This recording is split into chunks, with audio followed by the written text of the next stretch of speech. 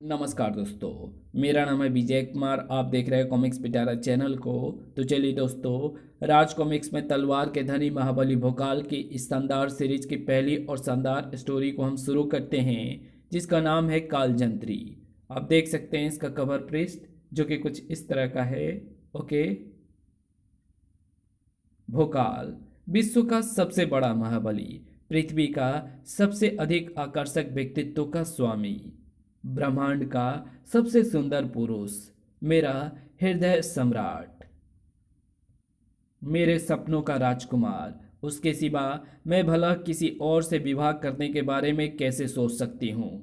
इसलिए पिताजी, अगर आप चाहते हैं कि आपकी प्यारी पुत्री शिवांगी दुल्हन का जोड़ा पहने तो जाइए, महाबली भोकाल से मेरे विवाह की बात कीजिए, अन्यथा मेरे विवाह के बारे में भूल जाइए। उफ, आखिर तुम समझती क्यों नहीं हो शिवांगी? तुम जो चाहती हो वो नहीं हो सकता। भोकाल पहले से ही विवाहित है। भोकाल को पाने की हट छोड़ दे मेरी बच्ची। आश्चर्य है, घोर आश्चर्य है। विश्व का एक चक्रवर्ती राजा विशाल सिंह अपने प्राणों से प्यारी पुत्री की हट पूरी करने की बजाय उसके सामने किसी भिखारी की बातें गिड़गिड़ा रहा है। मित्र कालजंत्री, तुम कहाँ थे इतने दिन? कहाँ से आ रहे हो? बता दूंगा, सब बता दूंगा। पहले तुम बताओ, आज तक शिवांगी बेटी की हर अच्छी बुरी हट को पूरी करने वाला राजा विशाल सिंह उसे हट छोड़ने को क्यों कह रहा है?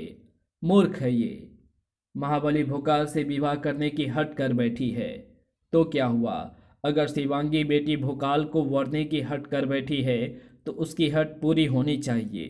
परंतु कोई किंतु परंतु नहीं। शिवांगी की हट पूरी होगी, उसे हर हाल में मिलेगा भोकाल। इसकी हट ही मेरी योजना का मुख्य अंग बनेगी।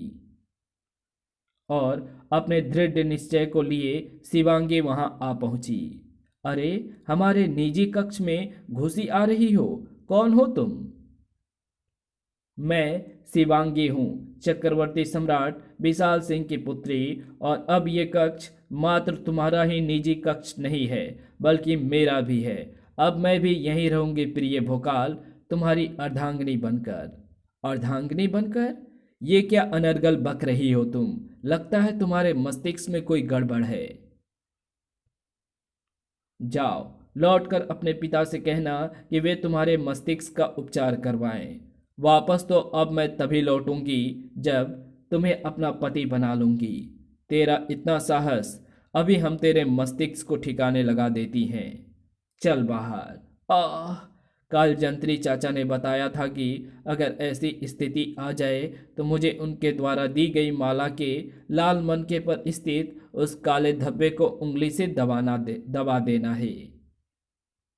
अगले ही क्षण अर्र, आ ओह! भोकाल को मेरा बनने से कोई नहीं रोक सकता। भड़ाक! कोई नहीं। उफ! प्रचंड शक्ति भरे शिवांगी के उस वार ने निश्चय ही रूपसी और सोलोनी को चटनी बना देता। अगर भोकाल बीच में ना आया होता, लेकिन भोकाल ज्यादा देर खड़ा नहीं रह पाया। उफ!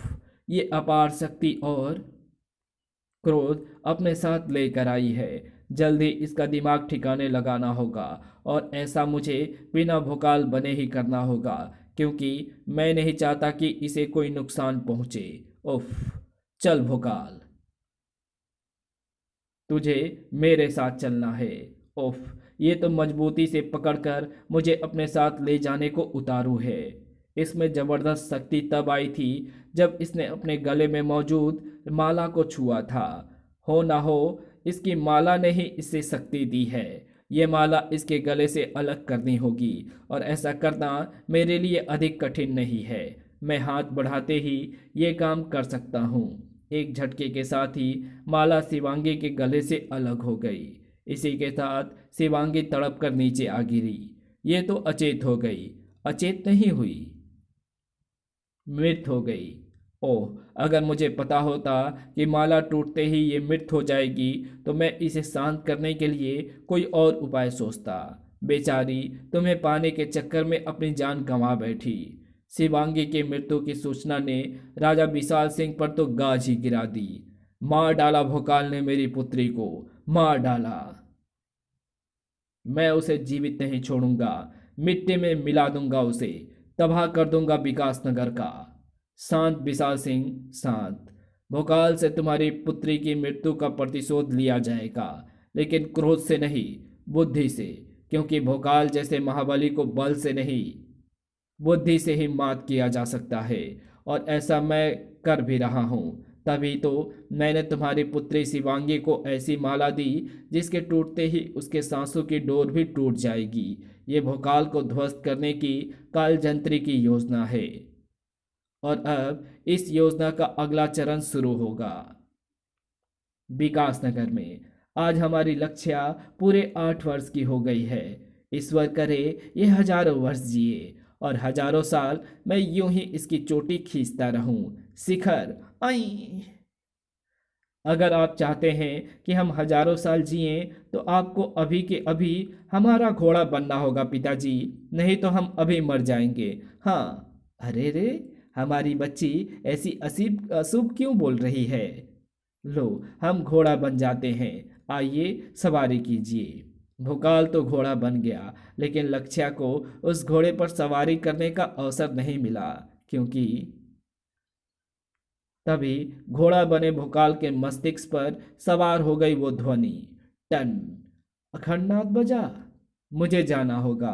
पिताजी ने हमें अपने ऊपर सवारी नहीं करने दी। अब हम हजारों साल नहीं जिएंगे। ऐसा नहीं बोलते लक्ष्या, पिताजी अभी लौट आएंगे, फिर आप जी भरकर उन पर सवारी करना।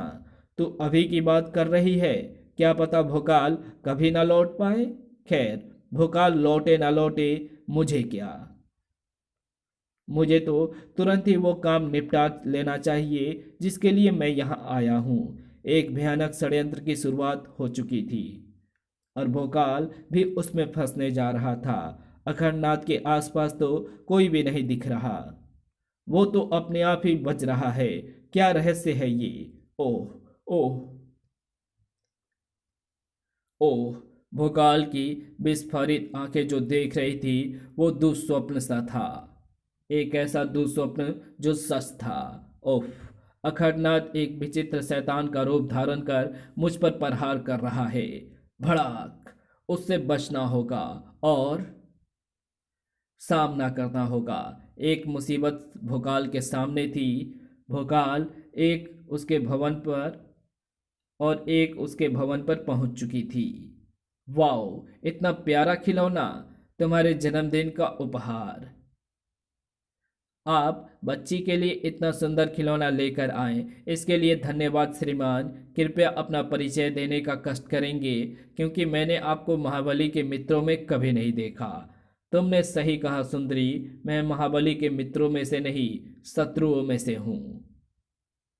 इस कहानी को यहीं समाप्त करते हैं। इसके आगे कहानी पढ़ेंगे इसके पार्ट 2 में, तो मिलते हैं इसके दूसरे पार्ट में। तब तक के लिए बाय। अगर आपको ये वीडियो पसंद आई हो तो इस वीडियो को लाइक शेयर कमेंट ज़रूर कर देना। चैनल पर नए हो तो चैनल को सब्सक्राइब कर ऑल नोटिफिकेशन को सिलेक्ट ज़रूर कर लेना। Thanks for watching my videos.